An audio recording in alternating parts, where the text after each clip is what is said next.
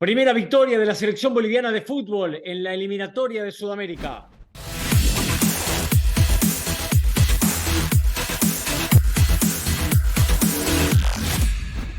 Recordemos que este partido, el que arrancaba, el que abría el fuego de la quinta fecha de la eliminatoria sudamericana, tenía a Bolivia jugando como local en el Hernando Siles frente a Perú. Los dos peores equipos de la eliminatoria. Poderosamente ha llamado la atención el paupérrimo nivel de Perú. Recuerdo, y esto no me gratifica, muy por el contrario, haber sido crítico de la elección de la Federación Peruana de Fútbol. No creía nunca que Reynoso fuese el hombre para este momento, después de la salida de Ricardo Alberto Gareca, pero siempre pensando en que Perú tenía fundamentos y sobre todo riqueza individual para soñar con un poco más, independientemente de la involución que significaba la llegada de Reynoso. Del otro lado, un Bolivia urgido, necesitado, el equipo más frágil de Sudamérica en este momento, el equipo más pobre de la Conmebol, la selección con mayores dificultades, que venía de perder los 4 partidos, y eso le había costado nada menos que el puesto al muy buen entrenador argentino llamado Gustavo Costas. Costas, con gran suceso en el fútbol de Paraguay, con mucho éxito en el fútbol de Perú, llegó a Bolivia y no pudo torcer el rumbo de un equipo que para mí no tiene mucho a qué aferrarse para el sueño. Pero para poder tener una pizca de esperanza, lo que no puede perder Bolivia nunca es la victoria en condición de local. Esa que se le había negado ya en un puñado de ocasiones, pero en el medio con rivales del fuste del campeón del mundo, por ejemplo. Ahora, Bolivia de ninguna manera podía dejar pasar los 3 puntos que se le presentaban hoy frente a Perú, porque además podía abusarse, sacar ventaja de uno de los equipos peruanos más erráticos de los últimos tiempos. Y creo que con la palabra errático estoy siendo bastante prudente, bastante fino, bastante cauteloso y no hiero la fibra íntima de nadie, porque errático no es lo que vemos de Perú. Vemos un Perú absolutamente perdido, un equipo que deambula por la cancha, que no tiene un patrón de juego, que no tiene una idea. Las decisiones del técnico son realmente llamativas, que no juega Advíncula, tiene que estar muy mal Advíncula para, en su mejor momento, desde que llegó a Boca Juniors, siendo cuota parte fundamental de un equipo que llega a la final de América, siendo la figura del finalista de la Libertadores, tiene que estar muy mal y con una condición física realmente muy floja para que no arranque como titular. Venía Paolo Guerrero de jugar una gran Copa Sudamericana. De repente se recupera la Padula, que no digo que no merezca jugar, pero se recupera la Padula, que venía de una larga inactividad, y de repente Guerrero, que venía a hacer un montón de goles en la Sudamericana para posicionar a la Liga de Quito en un lugar de privilegio, va al banco de los suplentes. Extrañó horrores a Cueva, extrañó horrores a Carrillo, un equipo abúlico, timorato. En el primer tiempo le hizo precio Bolivia. Bolivia que venía último, sin victorias, con un nuevo técnico. Llegaba Zago, el brasileño, para conducir el timón que había dejado Gustavo Costas. Con la despedida de Marcelo Martins, ese gran futbolista, ese eximio capitán que ha tenido el fútbol boliviano, que junto con la próxima fecha eliminatoria, la sexta, la semana que viene, aquí en noviembre, se estará despidiendo de la selección de su país. Un hombre que le ha dado muchísimo. Ustedes me dicen gol Bolivia y yo lo primero que pienso es en Moreno Martins y en Joaquín Botero. Me dicen Bolivia, fútbol, y rápidamente pienso en el Diablo Echeverri y en Valdivieso. Me dicen Bolivia, fuerza, juego aguerrido, y pienso obviamente en Sandy, en Cristaldo. Pero seguramente Moreno Martins debe ser top 5 de la historia de la selección boliviana, y esto con todo el respeto a los compatriotas, a los compañeros bolivianos, lo digo a la distancia y con el mayor de los respetos, nadie mejor que ustedes para decir cómo se puede establecer el ranking histórico de la selección boliviana de fútbol. Yo, a la distancia, pero no tanto, porque he estado muy involucrado con las selecciones del continente en los últimos 30 años, creo que Moreno Martins es un delantero que podría haber jugado en cualquier seleccionado y hubiera tenido suceso. Esas son las cualidades que le veo. Yendo al partido, el primer tiempo fue todo de Bolivia. Todo de Bolivia. Un Bolivia que salió decidido, un equipo que se planteó realmente diferente a lo que venía mostrando mientras chequeo un poco de información en el final. Un equipo que se plantó muy diferente a lo que venía haciendo en el último tiempo. Un equipo que salió a jugar, que intentaba asociarse, que la tenía en la mitad de la cancha, que tuvo en esa primera parte a un muy buen Henry Vaca para acompañar a Moreno Martins, que muchas veces parece el llanero solitario, aún en la altura de La Paz. Uno estaba acostumbrado que antes en La Paz venían como aviones los jugadores bolivianos, ¿no? Por la derecha, por la izquierda, se soltaban los mediocampistas, te sorprendían, aprovechaban el vuelo de la pelota, que es distinto, en los 3.650 metros sobre el nivel del mar, para pegarle de media distancia. Bueno, habíamos visto un Bolivia totalmente distinto.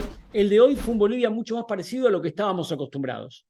O a la historia de Bolivia jugando en Hernando Siles de La Paz, haciéndote sentir el rigor, haciéndote sentir las diferencias a su favor.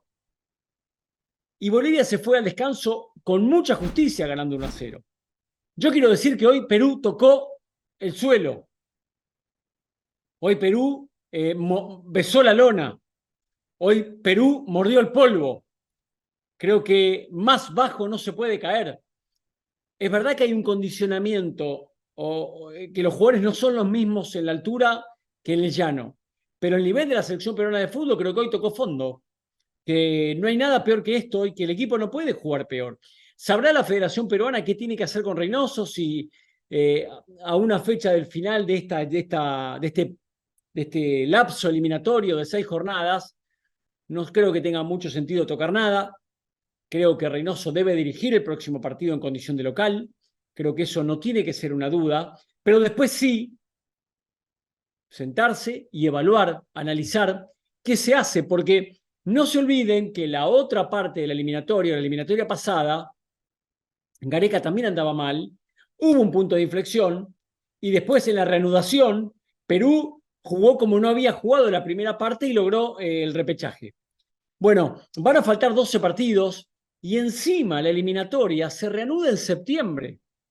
De modo tal que hay un montón de tiempo para pensar, para cambiar o para reforzar la idea si es que sigue Reynoso. Y de aquí no es que estoy proponiendo que se vaya Reynoso, sino que así no puede seguir Perú. Si es con Reynoso, deberá ser diametralmente opuesto a lo que proponga. Y si es sin él, deberá ser un técnico que tenga el conocimiento, las capacidades para entender la dinámica del fútbol actual y por lo menos arrancar no tirándose un tiro en los pies, dejando a tus mejores jugadores en el banco de los suplentes. En el segundo tiempo yo esperaba una reacción de Perú.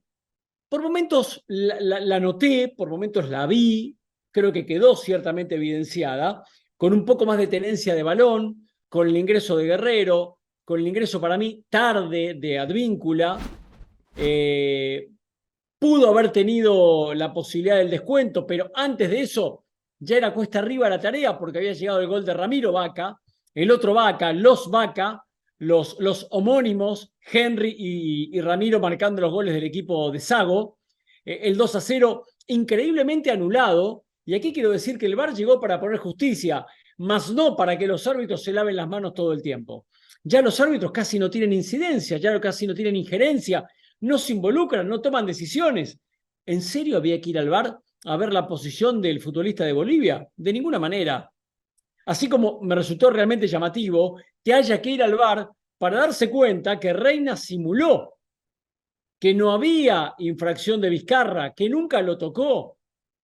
No conforme con eso, los futbolistas peruanos, todos son tramposos, peruanos, bolivianos, argentinos, uruguayos, todos quieren sacar ventaja. Paraguayos, chilenos, colombianos, venezolanos, ecuatorianos, y me está faltando uno, Chile creo.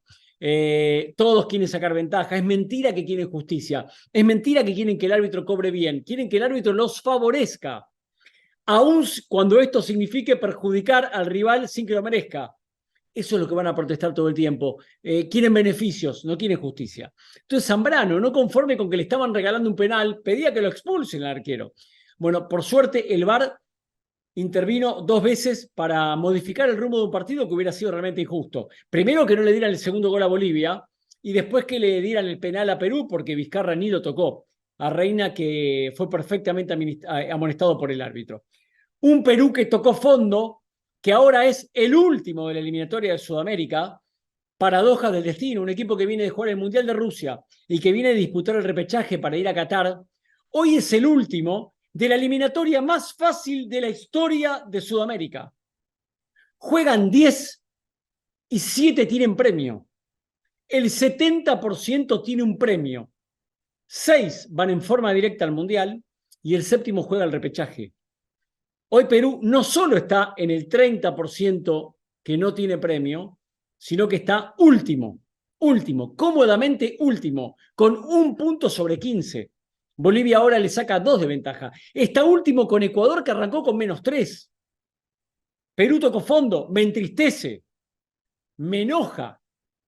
No, tengo una particular simpatía por la selección peruana de fútbol. Creo que el trabajo de Gareca de repente rodó escaleras abajo, que hubo una decisión realmente extemporánea, fuera de lugar, fuera de empatía con la decisión de ofrecerle un contrato más bajo a Gareca para que se vaya. Realmente no entiendo dónde apuntaron, qué quisieron hacer. Y dije antes, no ahora, que Reynoso era una involución para el fútbol de Perú. Pero ahora también digo que no es momento de tocar a Reynoso. Como mínimo debe cumplir la próxima fecha y allí sentarse y revisar qué es lo que está pasando. Y aunque parezca que no hay tiempo porque quedarán 12 fechas por delante. Y como les dije, entre el próximo partido y la reanudación de la eliminatoria, habrán 10 meses de diferencia. De modo tal que un montón de cosas pueden pasar. Fechas FIFA amistosos en marzo, Copa América entre junio y julio, y la reanudación de la eliminatoria recién en septiembre. Es verdad que para irse un poquito más tranquilos a Nochebuena y Año Nuevo, Perú debería conseguir los 3 puntos en la próxima semana, el próximo martes. Como siempre les digo, es un placer para mí estar con todos ustedes. Me da muchísimo placer hacer las editoriales de la eliminatoria sudamericana. Lo único que les pido siempre es que se suscriban al canal. No tiene ningún costo para ustedes y para nosotros es muy importante. Nos reconforta, nos regocija, nos hace sentir que el trabajo tiene sentido. Lo mismo que recibir un like, que recibir un pulgar en alto. Tampoco les cuesta nada si es que les gustó el trabajo, si es que les pareció divertida la editorial, si sienten que les pude aportar algo en esta visión tan subjetiva que tiene, ¿no? Mi forma de ver el fútbol. Y por último, activar la campana de notificaciones, compartir el video con sus amigos, con sus seres queridos, compartirlo en grupos, para que cada vez seamos más en esta comunidad. Vamos a escuchar testimonios tras el partido. Creo que es el primer paso que hace tiempo lo veníamos buscando, sumar nuestros primeros 3 puntos. Ha sido importantísimo para nosotros hoy conseguir esta victoria. Teníamos mucha presión, pero bueno, gracias a Dios las cosas han salido bien, hemos podido sumar de a 3 y eso es lo más importante, ¿no? Muy bien, espero que lo hayan disfrutado. Nos encontramos más tarde, habrá más reflexiones, más editoriales, más reacciones de esta, la 5ª fecha de la eliminatoria sudamericana rumbo a la Copa del Mundo del 2026. Gracias por estar ahí, suscríbanse.